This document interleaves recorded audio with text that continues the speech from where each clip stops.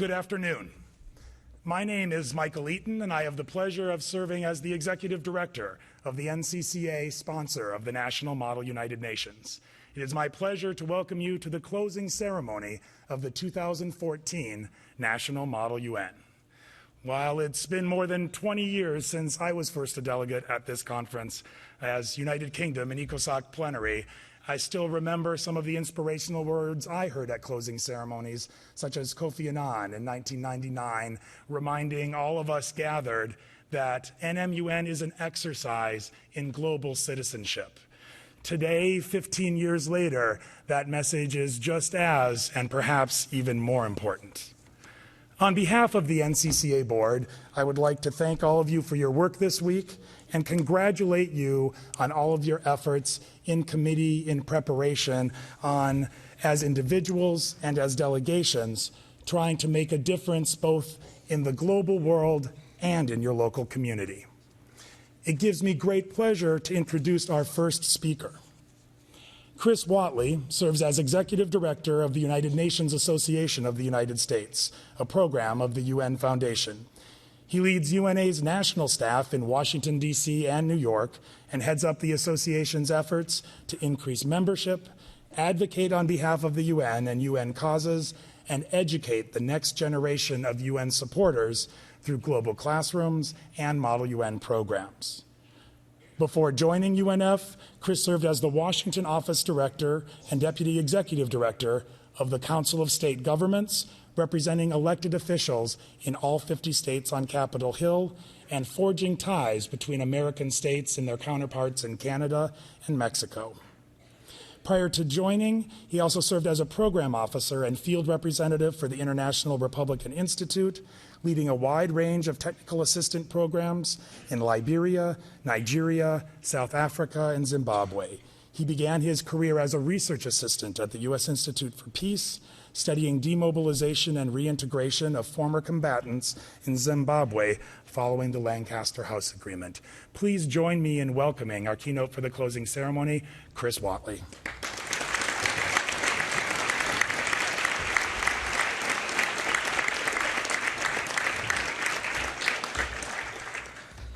Thank you.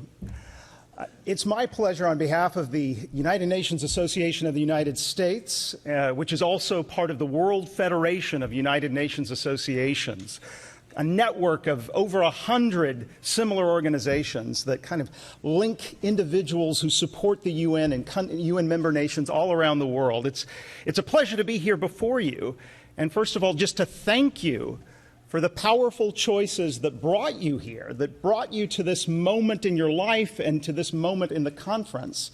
And I also just want to thank all of the Secretariat and the board and leadership of NMUN, to Michael, to the sponsors that make this conference happen. It's a fantastic event. It's really become a global moment in and of itself over the course of its history, and it wouldn't happen without those folks.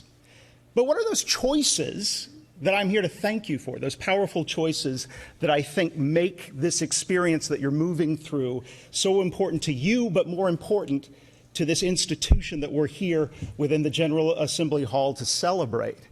First, you've made the choice to kind of test and tease out your own communication skills. You've made the choice to push your powers of persuasion, your critical thinking, and you've taken all of those skills and you've tested them in the crucible of one of the largest, one of the most prestigious, one of the most competitive MUN environments in which you could possibly test those things out. I mean, you're in an environment where you step into committee, you look left and you look right, and every delegate you see is somebody who could ramble off every article of the UN Charter like the lines in a Katy Perry song. It's a unique and exclusive environment you're part of. I mean, there are 100,000 Americans, maybe, at best, who will go through MUN programs this year, maybe 200,000 worldwide, maybe. That's one of those fuzzy numbers. And we're talking about middle school on through college out of a globe with 7 billion people in it. It's a unique audience just to have been through this, to receive and test those skills. But beyond that second powerful choice that I think that all of you have made kind of gets to what Michael was talking about, that quote from Kofi Annan about global citizenship. Well, I certainly believe in global citizenship. I think every single one of you do as well. But I think you're transcending your global citizenship through your Model UN experience. See, global citizenship is an app you can download in a lot of places.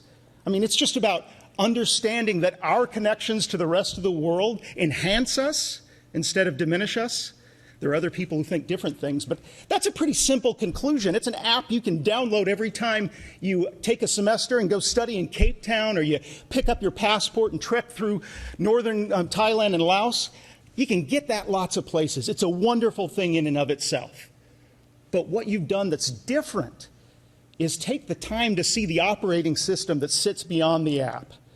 You've understood, you've found a way to see that the UN itself is a way of connecting those global experiences, those ambitions and those aspirations to a greater whole. And from my side, I think that's a powerful and fierce understanding that you've reached. And you get it through what you've lived through this specific experience, you know. You know more than anybody what it means to have that operating system in place, because you've experienced it in committee. You've seen the elegance of the arguments of your fellow delegates. You've experienced the power that comes from seeing the deal made in a good resolution. You've lived it in this environment. You've seen how important that is. You're people who can look at the headlines and see past the story and see the UN behind it. I mean, right now, what's going on in the news cycle as we sit here? You've got the whole world, and you're with it, worried about the tragedy of Air Malaysia. But you're the kind of people who see beyond that and see the role of the UN system itself, to see ICAO's role in setting safety standards and protocols that will get us past this crisis and perhaps avert the next one. You're the kind of people who are outraged that there are 600 million people still living on less than $1.25 a day. But the difference is, because you've transcended global citizenship and you see the role of the UN behind it, you know at your core that there are 600 million more who'd be in extreme poverty, who would be locked in the death trap of extreme poverty, if it weren't for delegates sitting in these same seats. The real delegates of the United Nations who formed something called the Millennium Declaration, who took a system of overseas development assistance of the donor nations, of the philanthropic community, that was basically spraying water like a sprinkler on the fire of the global development challenge. And they channeled it into 8 specific goals. They took that stream of development assistance, which I saw as a young guy working in the 90s in sub-Saharan Africa as being wasted, and channeled it on 8 hot spots in the fire, began to see success. And because of that success, mobilized other philanthropic giving. You saw the U.S. development assistance budget triple over that period of time, because the UN could convene, could form priorities, could help the international community leverage itself to achieve results. There are 5 million kids right now who are walking, living a life of dignity, who would have been crippled by polio if that hadn't happened, if the UN didn't play that role. You see that. And I think in that comes a powerful contemporary understanding, a fierce, powerful understanding of what's possible now. And it's not just a potential power. It's not just something that, you know, builds like water behind a dam, and then you graduate, you go off to grad school afterwards, you turn 25 maybe, and you reach the height of your professional capability, and then you actualize that power. It's kinetic. You've got it right now. You've got it in your pocket if you've got a phone. If you've got a friend, you have a network. You have a power to influence what the world is doing, what the UN is doing immediately, right now, and it's desperately needed. To give you a sense of why that's needed, right now in the Central African Republic, there are 2 boys, about 12 years old. One's Christian, one's Muslim. They share a common reality. The reality is that without a forceful UN peacekeeping mission that this institution is debating right now, scraping together the resources to make happen, if that peacekeeping mission doesn't happen, they both fall victim to genocide. They both live in neighborhoods where they're surrounded by friends and neighbors who they had confidence in just a year ago, and who both, the Christian and the Muslim, share the same fate of potential victimization if it isn't for the UN's role in peacekeeping. You have the power to advocate for that. In fact, nobody else will if you don't. Nobody has the kind of understanding, that fierce contemporary understanding of this institution, other than that small audience of 200,000 people worldwide who've gone through MUN. And within that audience, you're the elite. You're the ones who've taken it to as far as you can possibly take it. If you're an American, I hope you'll join us with the UN USA through the genuine membership category. You can all become members for free, because we need you to make your stand, to make the case for peacekeeping if missions like that one that is in peril, that desperately needs to happen in the Central African Republic, are going to happen. Meanwhile, beyond just advocating for what our governments can do within the UN, you have a chance as an individual in this moment to influence the policy process in the UN in a historic way. You're all people who could rattle off the Millennium Development Goals. You've debated them in committee. You have resolutions that have captured them. Meanwhile, they all end in 2015. We're trying to form the next set of development goals. Everything going on in the Secretariat truly revolves around that challenge. Coming up with that next set of goals that will carry us forward to getting to zero instead of just reducing extreme poverty by 50%. They're looking for your input. If you haven't picked up your phone and gone on My World 2015 yet, you ought to do it before you leave New York. There's 1.5 million people around the world who've gone on, had their voice heard, made a case for their personal vision of what those goals should include.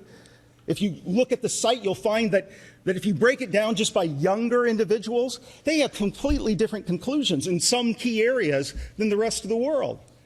Things like the threat from violence from crime. It's something that's down there around 15 among global priorities and responses so far. You look at the younger responses, it's up in the middle. Because who are the people who die in criminal violence? People under 25.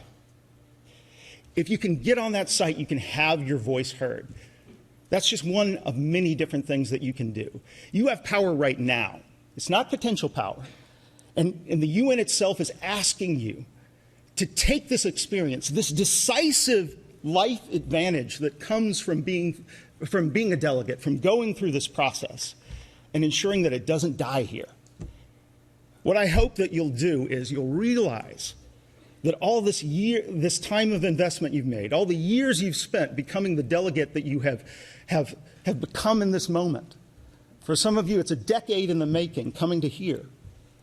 I hope you'll realize that with the power you have, with this fierce and contemporary understanding that you have of the world, with those decisive life advantages that come from the skills that you've developed, that you won't just model the UN, but you'll make it.